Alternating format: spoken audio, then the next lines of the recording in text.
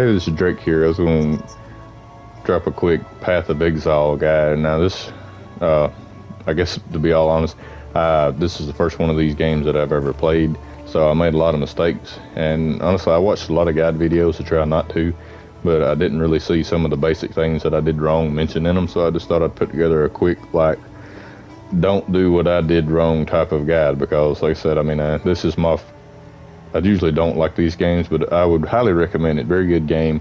And just the addition of the dodge roll, in my opinion, just brings it into the genre of something I would play. Never really played ARPGs because, it was just stand there and trade blows until one of you dies type thing. But the evasion, put it into the realm of like a RPG that I would be more interested in playing. And honestly, I'm almost through my first playthrough. I got like the main boss left at the end level. But there was a few things that I did wrong that really started kicking me in the butt toward the Act 3 when the difficulty really ramps up. Like Act 1, you can basically do whatever you want, but toward the end of 2 and 3, you'll really start to feel if you've done a few things wrong in your build.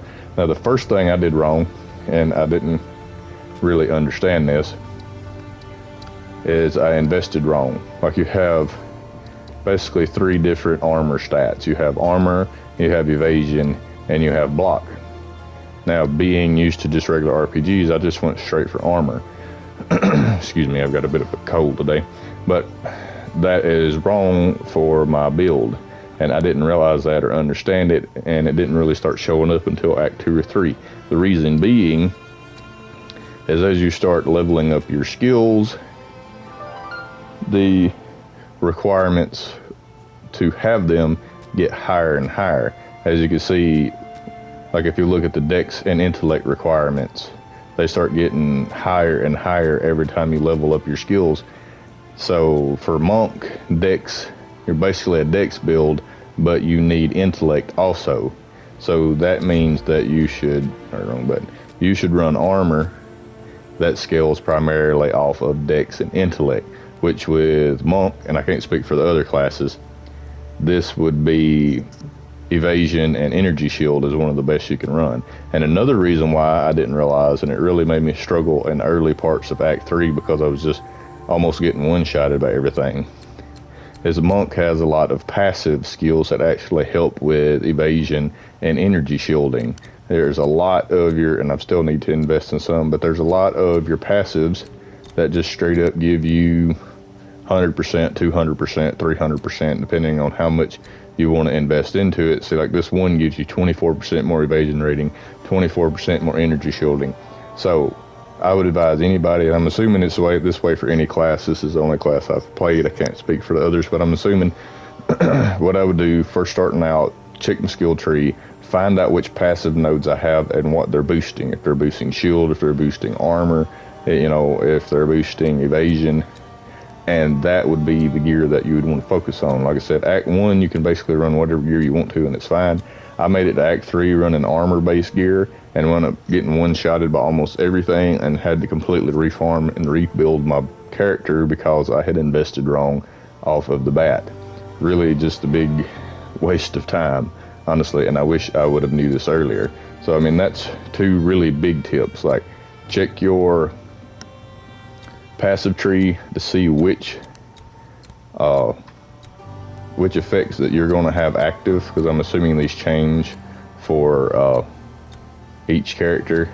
And also check your skills, see what they're going to scale into, because it's kind of you can run whatever skill you want to, but you're going to be limited to how many points you can have. Let's see, Herald of Thunder has a really, so you see it's already at 83 dex requirement to run it, and I've got the ability to put it up to level 11, but I don't have enough dex yet, so you really have to start pumping hard into dex to get your skills leveled up higher and higher, whereas something like Wave of Frost here has a much lower dex and intelligence threshold to run it. So that's going to be one of your limiting factors toward end game is, what do I have to invest my passives into? And your passives are these nodes where you can pump them into dex, strength, intelligence, whatever you want to. But yeah, that's the number one mistake I made. I just ran the wrong armor. and you won't really feel it too much Act 1, Act 2, but as soon as you hit Act 3, it'll be like slamming into the wall. Everything will start one-shotting you. The bosses become almost impossible.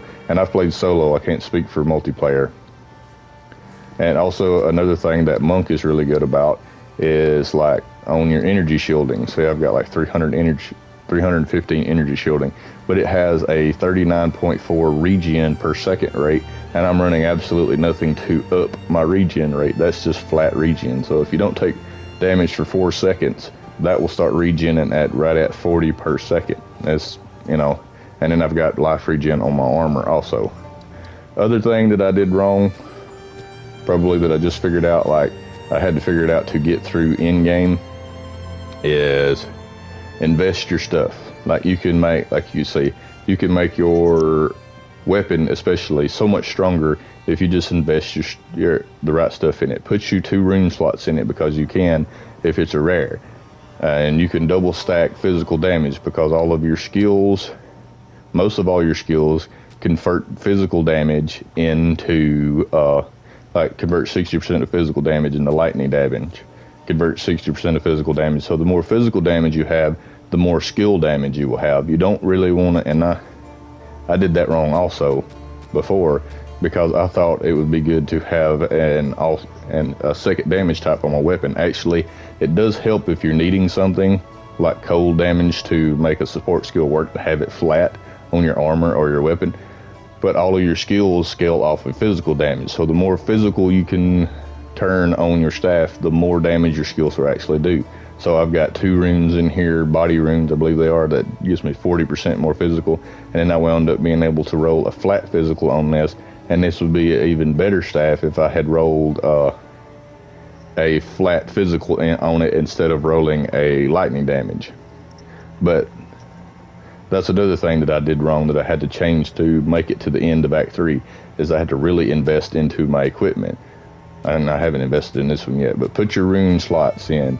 Slot in resistances, slot in more damage. Like once you get toward the end of Act 3, you really start struggling. If, you know, you could take this staff from doing like 50 damage to 100 damage just by a little bit. You can over double your damage output, which in my opinion, the best defense is a good offense. And that's another thing that I didn't understand about this game.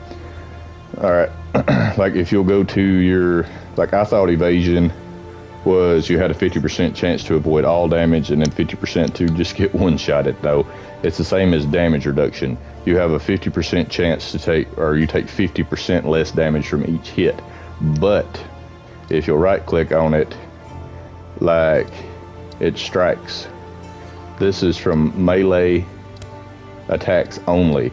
Your evasion or your armor does nothing for your elemental damage. Your block does nothing for elemental damage. Elemental damage is a scaling all of its own. So if you're really struggling with the boss, up your elemental damage, because most all the bosses do element, and all of your element is right here.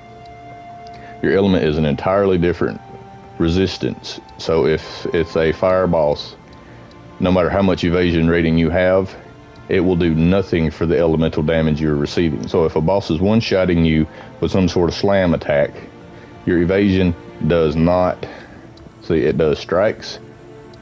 Slam attacks do not count as strikes. And also projectiles.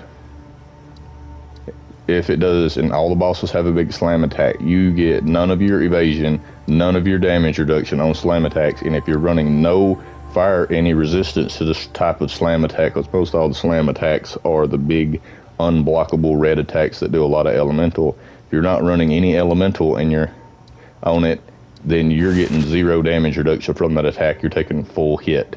So only thing you've got to survive it is just how much life and energy shield you have. It makes a huge difference in boss fights to run the right elemental, or at least run some elemental. And you can get permanent buffs along the way, which I'm not going to cover that in this video. And I don't have any chaos damage resistance right now, so chaos damage really kicks my butt. But everything else, run some resistances, because if you're running 0 fire resistance, you're fighting a fire boss. It's the equivalent of going in there with no armor on. It will make the fight way harder than it has to be. Alright, the other thing I did wrong, and I'm making up for it now, is resources. This game is so much about resources that it is pitiful. And I come to the first camp here just to not do any spoilers, but it's basically the same. You'll always have the one here that sells the sorcerer stuff, but also this is really important, and I've been guilty of neglecting it, is disenchanting. I don't have any, but what you'll want to do is disenchant. Be careful. And you need to disenchant to get these regal shards. And once you get a regal orb is used to change a magic item, which is the blue ones, into a rare item, which is the gold one, which allows you to have 2 modifiers on it, or I would guess you would say substats, to having up to 6 on it, I believe. So big difference on the type of armor. And honestly, most of the time the rares, I just haven't got that many. Everything that I've got, I've had to make. And that's what the game wants you to do.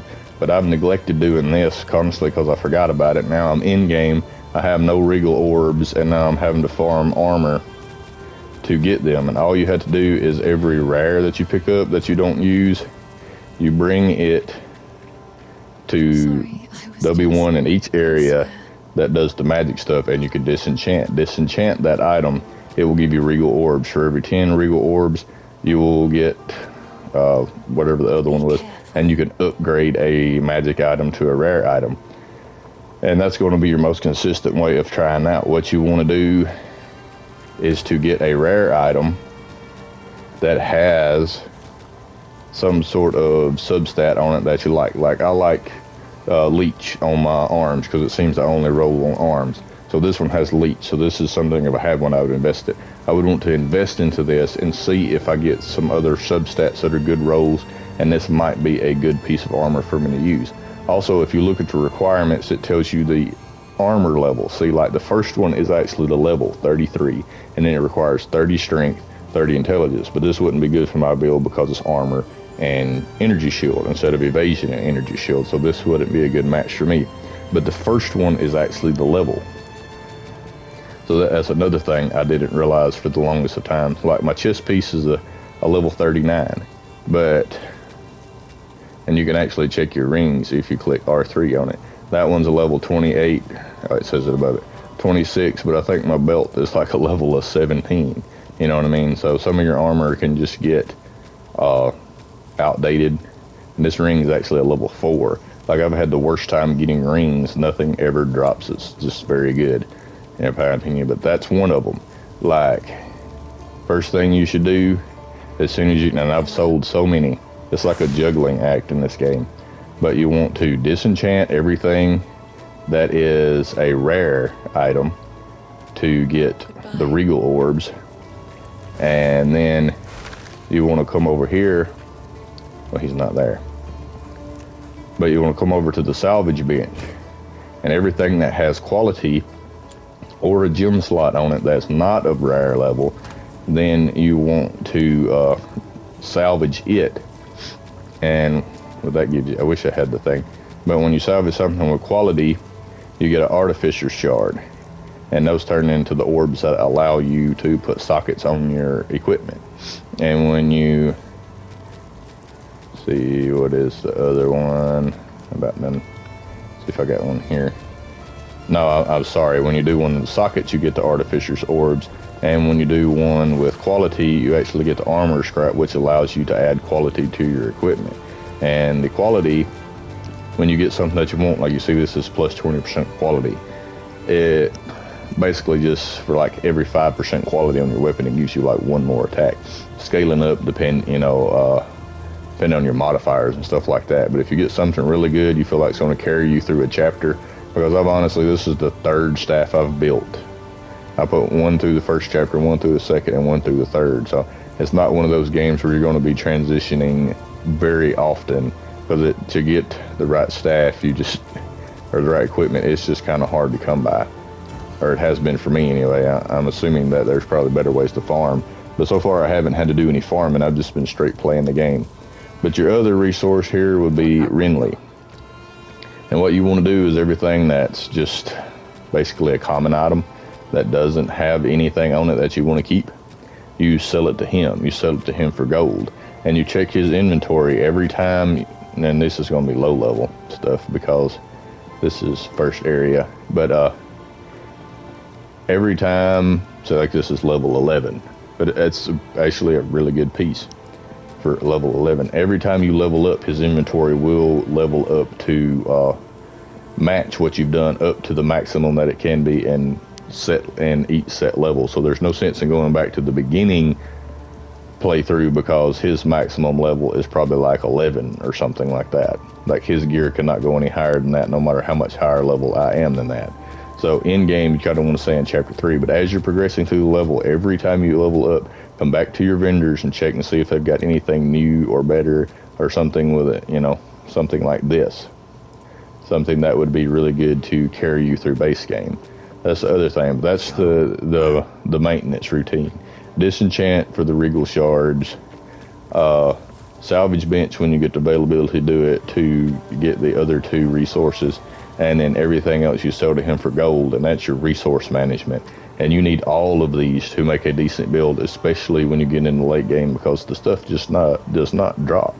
It just, you have to make it. Like, it's not one of the, it says it's a looter game, but it's more of a build it game, I guess you would say. You have to build the stuff just to upgrade a piece of equipment to see if you might get a chance at making it something that you want.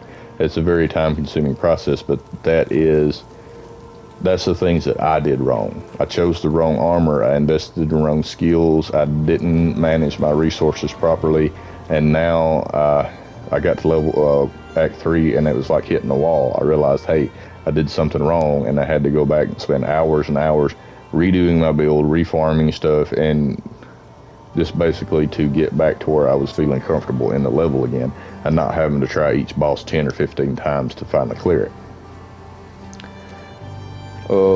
That's basically it on this one. I was thinking about making a kind of a monk how to progress through like Acts 1, 2, and 3 guide, the kind of skills you want to prioritize and what really helped me to clear it without much issue, and you know what to do and what not to do. But that's the basic for this one. I can't really think of any. I mean, everything else is pretty straightforward. You know, you just follow the game. But that's basically it. And oh, another thing, and I've seen this on, it's probably been mentioned on a bunch of videos. I can't do the portal. Use your portal. Like, I was playing the game, I would, through each level, I would portal back 10, 15 times clearing the level. If you get back to it pretty quick, it's like a 10-minute timer. If you get back to your portal within 5 or 10 minutes, I don't want to say the wrong time, but portal back, sell all your stuff, clear your inventory, go back, pick up more, sell all your stuff, clear your inventory, keep anything you might want, stash stuff you think might have potential, go back and clear it whenever you need to. You've got plenty of storage, so you really don't have to worry about it. And that's the best way for me to keep my resources up. I still do it even in Act 3. Like, pick up the stuff that you think you might need, but you need to pick up the rares to disenchant to get that. You need to pick up the stuff with slots and quality to get this resource. And you need to pick up the junk stuff just to have gold, because it gets more and more expensive as you go through the game. And honestly, it can get pretty expensive just trying different gear to see if it's going to work. Because a lot of times it just won't. As you see, I've got all these staffs in here that I've bought and tried and invested in, and none of them actually turned out to be what I wanted, so I've just got them. I need to go back and resell them and get my materials out of them. But yeah, just use the portal. I mean, you don't lose any of your progress. The monsters don't respawn. You can go right back to where it was. Just if you have to take a short break, make sure you do it in level. Don't do it in base, because if you set in base and your portal disappears, it resets the level. You have to start over again. If you're going to take a break, you can take a bathroom break or something, go back into your portal, into the area, and pause the game there, because that pauses the game timer with you in the area. You don't lose progress. But that's mainly it. I mean, that's my, I guess you would say, if you're new to Path of Exile like me, the few tips that will really help make your experience better and keep you from making the dumb mistakes like I did, just because I didn't know. I just didn't know. But anyway, that's it. If you like the video, give it a thumbs up. If you want to see more, drop a sub. As always, thanks for watching.